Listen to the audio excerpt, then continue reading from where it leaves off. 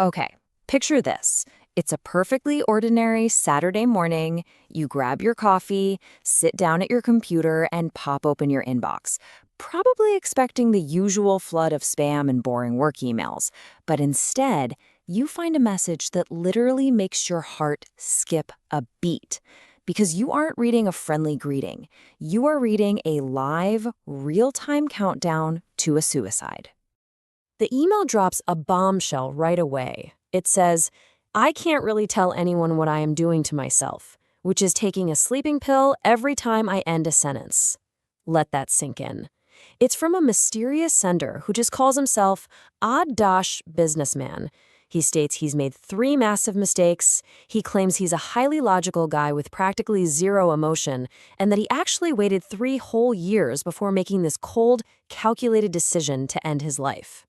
As the author reads the email, he starts counting the false stops. 5, 10, 17, 18, 19.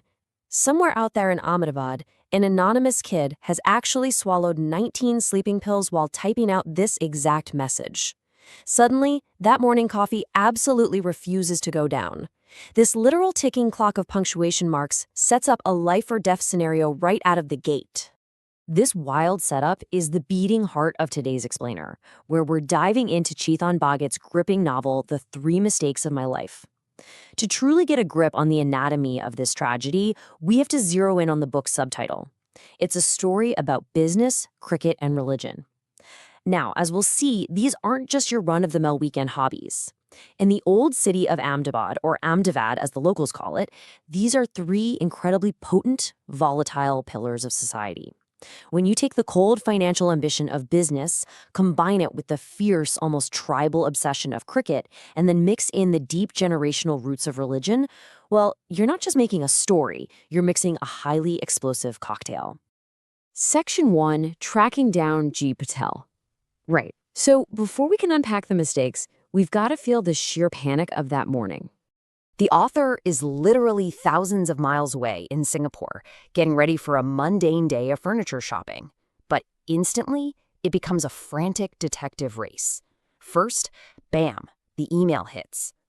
Realizing he desperately needs boots on the ground, he wakes up his old professor, Prof. Basant, over at IEM Ahmedabad.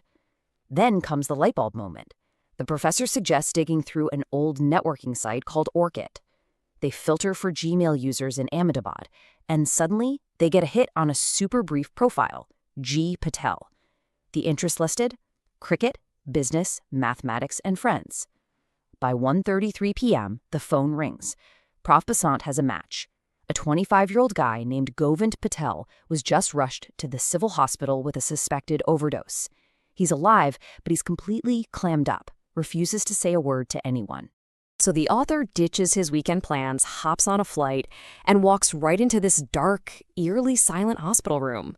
The LED lights are flickering, cables are sneaking everywhere out of this young guy in the bed. And when the author finally confronts Govind, is he grateful? Not at all. Govind is fiercely guarded, incredibly cynical, and basically tells him to get lost, claiming he only ever acts out of pure self-interest. Why should he waste his breath telling his story? But the author holds his ground. He says, you don't just listen to stories to change the past. Sometimes it is important to know what happened.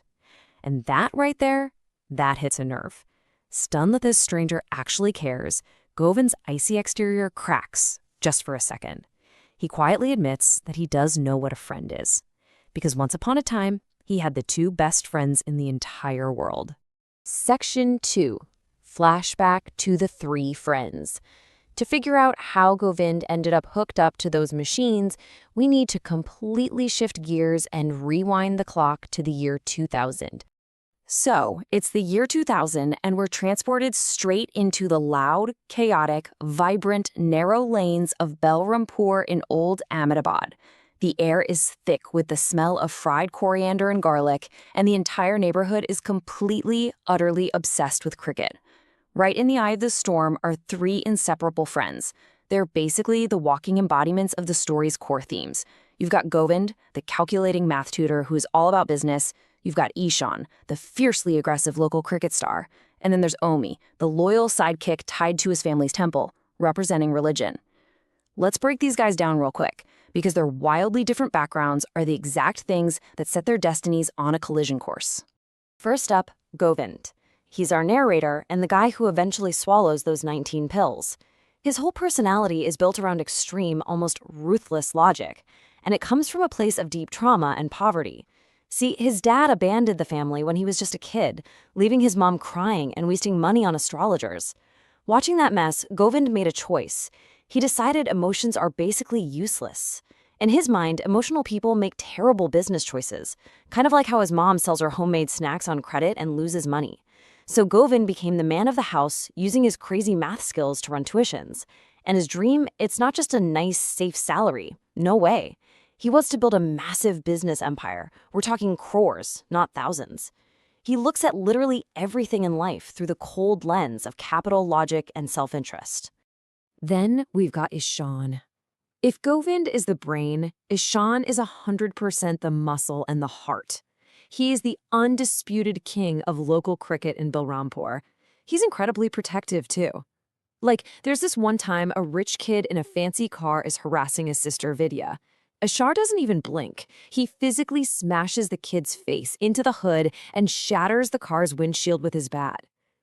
But beneath all that bravado and physical talent, Ishan is really a lost soul. He actually ran away from the prestigious National Defense Academy because he couldn't stand taking orders. Now, he's just sitting around at home staring down a super depressing future of peddling life insurance, while his dad is just bitterly disappointed in him. And rounding out the trio is Omi. Omi is the crucial, compliant third leg of this tripod. He isn't a math genius like Govind, and he definitely doesn't have Ishan's athletic talent. He barely scrapes by in class. In fact, local gossip says he's a bit slow because he took a hard cricket ball to the head as a kid. His whole life revolves around the Swami Bhakti temple, which is run by his devout dad and his physically intimidating uncle Bittu Mama. Omi is absolutely terrified of becoming a priest himself, but the thing is, he has zero ambition to do anything else. He's totally content just hanging out and faithfully following whatever Ishan tells him to do. Section 3. Pitching the cricket shop.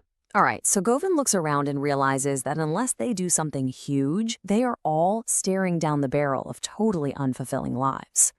They're sitting over an unlimited Gujarati thali at the local Gopi restaurant. We're talking endless chapatis, ghee, and amras. And Govind lays out this brilliant, calculating pitch. He wants to launch a cricket shop using absolutely zero capital in 3 steps. Step 1, space. Omi's temple complex has an empty shop right there. Kids get super bored at temples, so it's a captive audience, right? Step 2, marketing. Ishan is already a local legend. If he offers free batting tips, the kids will flock to them, instantly building their brand. Step 3, inventory. Govind knows a guy in Vostapur who will front them the sports gear on a month's credit.